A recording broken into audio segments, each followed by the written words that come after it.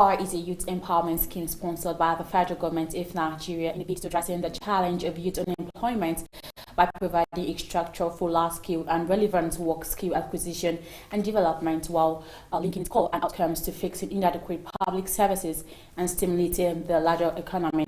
It is deemed to be a veritable tool for youth empowerment in Nigeria as the nation is presently experiencing challenges of unemployment, insecurity and high rates of poverty. One of the most efficient ways to empower the youth is through Empower program. As we discussed, the federal government is undertaking recruitment of Batch C, beneficiaries of 300,000 youths for the scheme.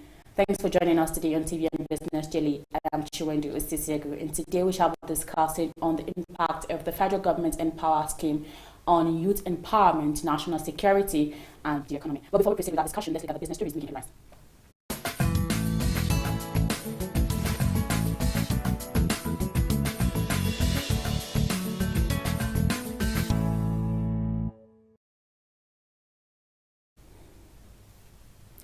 The private sector coalition against COVID-19 has raised about 29 billion naira in its fight against the coronavirus pandemic. The Central Bank Governor Godwin Emefiele disclosed this during the commissioning of Lagos State Isolation Center at Yaba on Sunday. He commended the Nigerian private sector who have come together under the coalition against COVID-19 to support the government by providing donations, which stands today at almost 29 billion naira. He added that the donations are being used to build well-equipped centers across the 36 states of the Federation. The Petroleum Products Pricing Regulatory Agency on Sunday insisted that it would continue fixing price plans for petrol despite opposition by all marketers to the move. It also declared that a regulation for premium motor spirit, popularly called petrol, had been established in collaboration with the Federal Ministry of Petroleum Resources and the Office of the Attorney General of the Federation. The Executive Secretary PPPRA Abdulkadir said he disclosed this while addressing questions on the PMS pricing regime which commenced on March 19, 2020. Responding to this, Sadi argued that different sectors of the economy operate under the guidelines of national regulators, adding that the major challenges witnessed during the transition period which impacted PMS pricing included holding stock of products brought to at higher prices. Electricity distribution companies on Sunday said the July increase in electricity tariffs was not a unilateral decision by the power firms. It said the Nigerian Electricity Regulatory Commission was involved in the decision as the distribution firms could not increase tariffs without the involvement of the regulator. Power distributors had since last week been announcing the implementation of the new tariff beginning from July 1st. Officials of NEC told their correspondent in Abuja that the discourse should not to stop mentioning the name of the commission since when making such announcements. The Executive Director, Research and Advocacy, Sunday Odutson, said decision cannot be taken about a very critical aspect of the sector like tariff without a note from the regulator. The Nigerian Maritime Administration and Safety Agency has warned stakeholders about 13 vessels bound for Nigerian from 5 countries heavily affected by the coronavirus pandemic. 8 of the vessels are expected to berth in Apapa, Lagos, 4 in Borno, River State, and 1 in Port Harcourt, Rivers. The Director General of NIMASA, Jamal Bashir, who raised the alarm in his statement, said there was a need to ensure stakeholders adhered strictly to the guidelines put in place to prevent the spread of COVID-19 in Nigeria. Bashir said the advisory was to alert all agencies of government, private sector operators at the port of the expected arrival of the vessels and ensure that they operated the vessels with the highest level of professionalism. And that's the business news on television Nigerian. I am Chiwendu Osisiegu. Let's take a quick break. We'll be back shortly.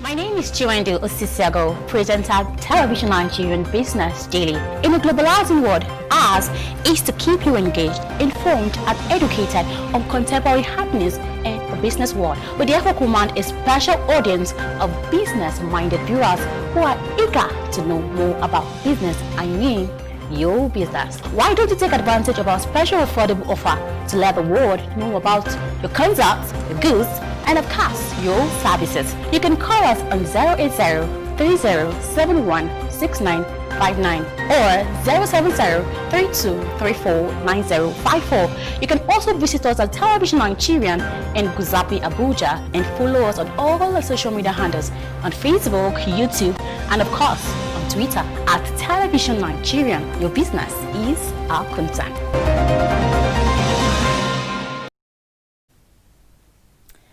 Thanks for joining us again, and if you're just joining us, it's still TVN Business Daily. Like I stated earlier, we shall be discussing on the impact of the federal government's Empower scheme on youth empowerment, national security, and of course the economy. Our guest today is Shamsuddin Abdurazak, I beg your pardon. He is a public speaker, a freelance journalist, and a personal development expert. Welcome to TVN Business. Thank you very much for having me. It's good to have you today. Yes. Okay, first and foremost, how well has this Empower scheme enhanced youth empowerment now in Nigeria? Talking about the Empower scheme, which kick-started in 2016, we'll actually look at some key indicators, some parameters. We'll look at the youth population in Nigeria. So we, as of that time when the federal government introduced the Empower scheme, we have youth unemployment rate to be at 20.6%. That's as of 2016. So, and as of that time, the federal government introduced that, and they had a batch of 300, then later on 200 in 2017, which makes it to be around 500,000 youths that are being engaged. And at that particular time, we have a youth population of close to 33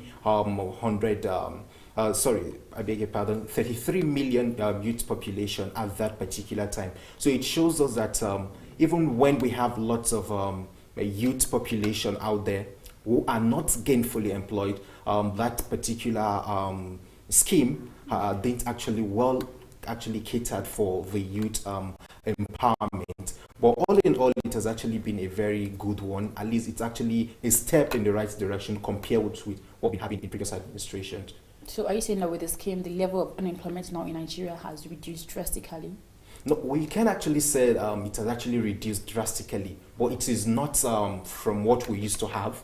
No. They've actually been a slight change from what we used to have. Okay. Because if we look at the youth unemployment and we look at the Empower scheme, it's just like when you rate it, you have close to like 33 million people, and then you have just about 500,000 people being engaged. Okay. So it tells you that we still have close to lots of people who are not actually being engaged by the federal government, although some of them might actually be into the unskilled sector of the economy, that's the artisans and all that. So when we're actually looking at the youth empowerment, we look at those people that actually qualified to be youths. According to the UNFPA, we have the dependency ratio of any country is those people that are eligible and capable to work. Okay.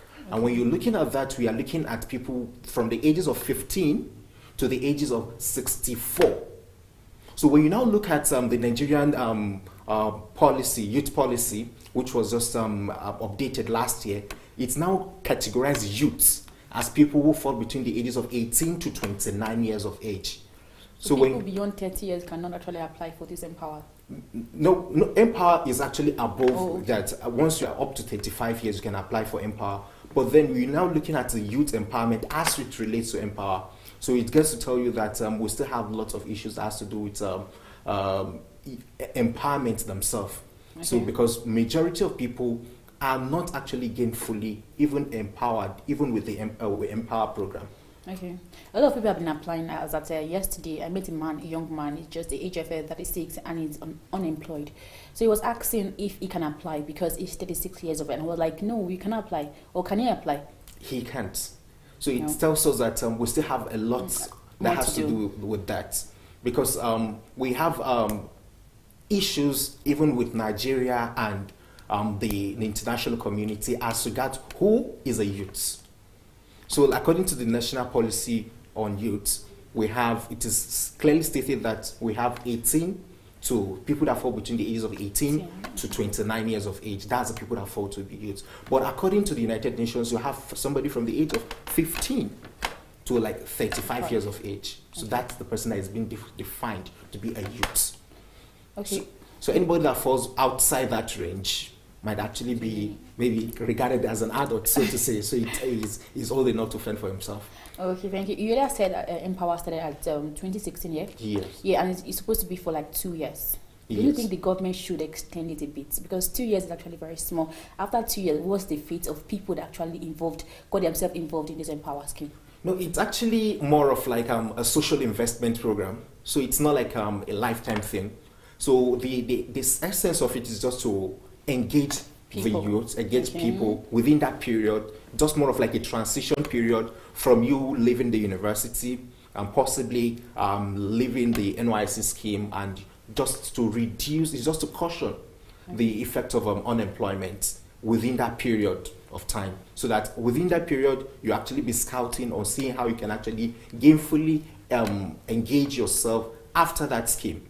Okay. So that's the essence of the scheme. It's not meant to be like a lifetime thing, kind of, because there is still employment going on in federal ministries. No, a lot of people are just complaining that the 2 years is actually small. So after the 2 years, so what would they do? Because sometimes the 30,000 naira is not actually enough. By the time they pay the bills, they pay NEPA bill, pay one particular bill, the money is finished. So when they say 2 years is actually very small to save from what they are getting from the Empower scheme. When you look at that, it's all about planning for yourself, because that's what I actually tell people. Any person that has signed up for my sessions, I do tell them that, look, personal development comes before community development, which means that you have to actually build up yourself. At the point in time, we always feel that, okay, the government should do this for us. We have this sense of entitlement that government needs to do this for us, the government needs to do that for us. Why not let us look at how do I actually better off myself? Okay, it's a good one that the government is actually bringing this scheme. What if the government didn't actually bring up the scheme? So how do we engage ourselves? So that's the question we need to ask. So looking at what has actually been happening from there has been a lot of fear. Like somebody actually chatted me up and said, okay, fine. He said the government has tried for them. So, and he was like, I'm hoping for a new future. So because he believed that by the end of this scheme, the federal government is going to lay them off. So they don't have a clear picture of what the federal government wants to do with them. There's insinuation in some quarters that maybe they are going to be engaged with another scheme, or they are going to be setting up some schemes. Some times ago, I think late last year, there was a form that was actually sent to the current beneficiaries on the aftermath of this particular program, how they are going to be engaged. So they're looking at some going to be tax officers, some going to be a kind of they are going to give them money to start up. Okay. Like a loan to start up for those that want to go into the agro-allied businesses. Oh, okay. Like you want to start up, you want to farm, okay. So they get to give you money to start and all that. So, but then the fact still remains that we needed to look at what's next after the Empower. A lot of people need to plan before the end of the year. I think it's very important. Yes. Because of the truth, the governments they're actually doing their best. Actually, they did well in that aspect, I must confess. Okay, our next question, moving forward, is how does this program enhance the economic growth? Yes, talking about the economic growth of any country, there's what we call the demographic dividend, how a country benefits from its population. Yes, and if you're looking at how a country benefits from its population, you look at some parameters. You look at education, you look at health and well-being, you look at entrepreneurship, and you look at youth empowerment. So, and this aspect of youth empowerment has to do with if you want to relate it with the Empower scheme, you will discover that for somebody that collects 30,000 naira in a month, there is every likelihood, on an average, statistics had is that he has close to 4 beneficiaries under him. Like if you are a married man, you have possibly a wife and possibly 2-3 children that are actually benefiting under you. So their well-being and the financial status of that family is being catered for through that particular process.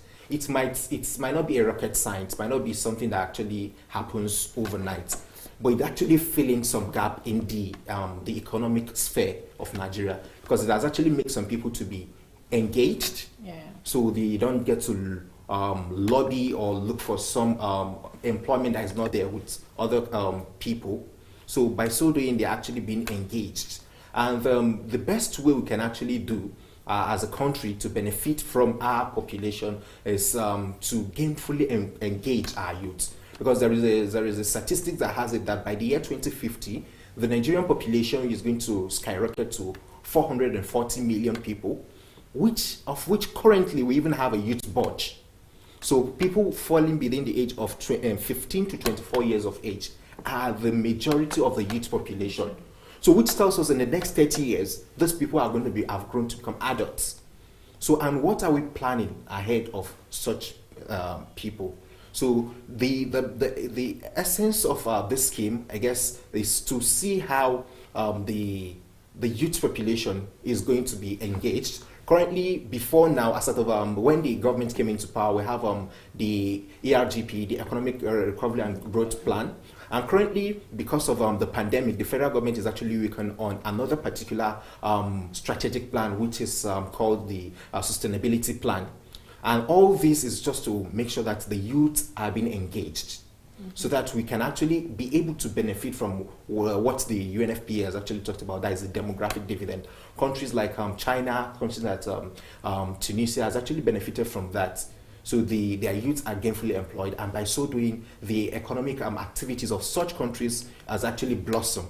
So we can actually see for ourselves. So we also hope that the resultant effect of this particular scheme, if well managed, we can actually attain demographic dividend.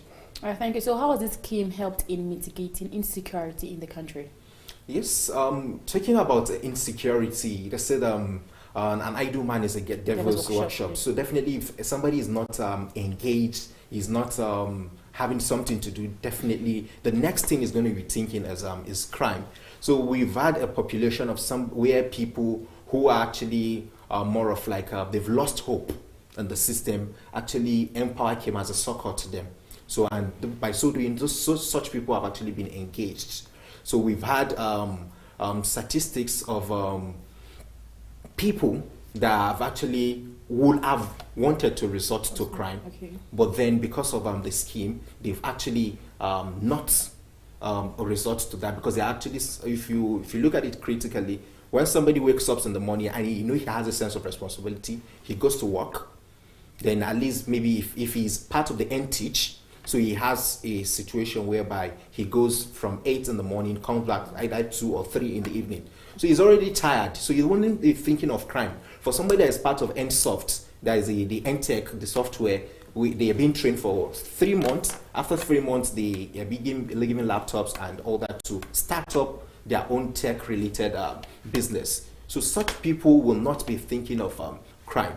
So to a level, it has actually helped reduce.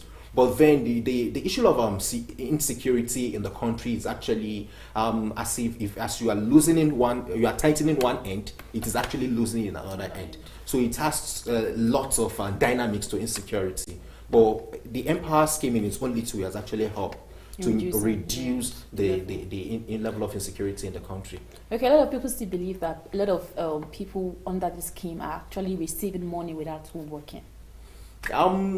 It's a yes, and at the same time, it's actually a controversial issue, because the reality is, I can actually tell of people who are even under the payroll of maybe some state governments, and are still at that, they are still benefiting from that. So I guess it's not the government thing, it's the individual thing, because there is this attitude we have in Nigeria whereby we feel it's a government money, so it's a national cake, so let everybody come share it. So, but then our attitude towards it is just that the way you take people's money, or for example, you're working with somebody, and the way you manage somebody's business is the way you're going to manage your own business, or possibly somebody else is going to manage your business for you.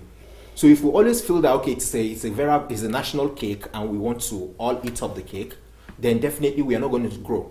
So, and that's the more reason why we still have some people that are still having such mentality, and they are still being the one affecting the psyche of others. And it's a rocket science. The moment somebody sees it and it works, then he always also wants to go into it and yes, let's try it.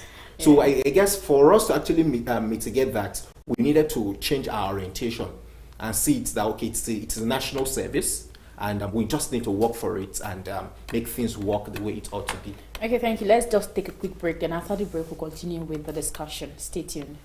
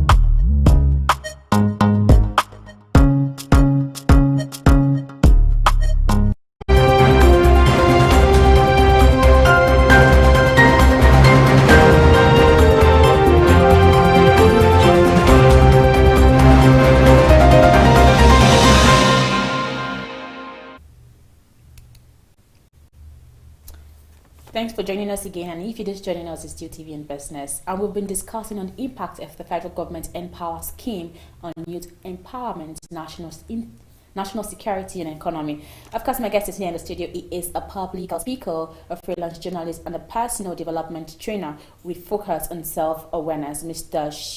Shamsuddin Abdurazak.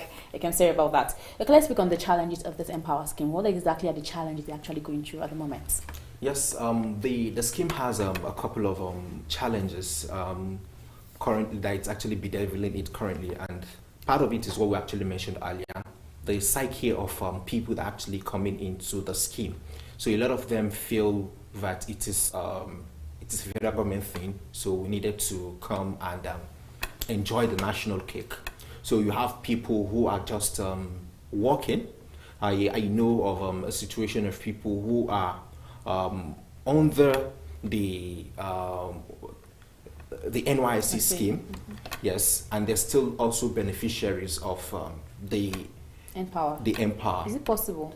Yes, it is. Because I feel that one of the requirements for this Empower, you have to have your NYSC certificate afterwards. There are people that fall under NTIG, those that have the certificates.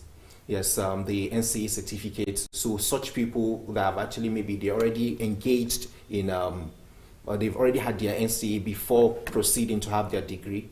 So such people have already they already engaged themselves. Okay. So by 2 years into the scheme, they are already getting. So they get 2. There are some people that are actually under the payroll of some state governments, and still at that they have they are also benefiting from the scheme. Okay. So these are where we have racketeering of the scheme. Another issue that actually is bedeviling the scheme currently is the issue of in some states whereby even when the federal government insisted that it should be state of residence, not state of origin. But there are some local governments in this country whereby when even people from other local governments apply, people that are resident in that particular local government apply, they still tend to they tend to narrow it down to know who is who. You're not part from this, you're not part of this community, so you are not going to be a beneficiary of this scheme. So, and a whole lot of that. And currently there have been news around some political office holders trying to send forms out to their constituents to say, okay, fine, this is our own way of empowering you. So now it's more of like a double-faced thing. This is what the federal government as a whole. So irrespective of whether you're actually loyal to any political office holder or not, you're supposed to benefit from such. But in a situation whereby you're actually using that more of like your own personal empowerment scheme. So it's actually not good enough. So some people felt So people are disenfranchised automatically from applying because they have this sense of, okay, I don't belong to any political party. I am not a member of I'm not loyal to any political office holder. So definitely, even if I apply, I might not have an experience of what they've actually had with government jobs, whereby there are some racketeering at some point in time. So these are what these issues related to the scheme has actually been bedeviling the scheme has actually been facing over time. So, but I believe with concerted effort and with commitment from the part of the government, these can actually be eradicated over time. Okay, before we conclude, what do you think the government can actually do to improve this scheme? Yes, what the government can actually do is to try as much as possible to ensure more transparency in the system, transparency in the sense that there should be a kind of what we call the theory of change. That this person here, he was not gainfully employed before now. This is what he has been able to do during the scheme. And this is what we are planning for him after the scheme. So people get to know, okay, fine, if I'm going into this scheme, I don't need to know anybody. And this is what I'm going to be doing during the scheme. And this is what I'm going to be getting after the scheme. So a lot of people will actually work towards it and they will believe in the system. So the Nigerian populace, what they just needed is assurance. They needed the transparency thing. Okay, how does this thing work? Okay, this is how it works. So if I'm going to get this, what am I getting in return?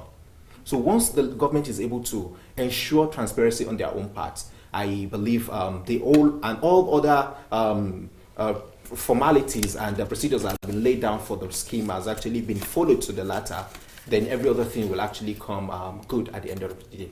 Okay, thank you. So what's your final thought advice to those that are applying? Because a lot of people are actually applying this period.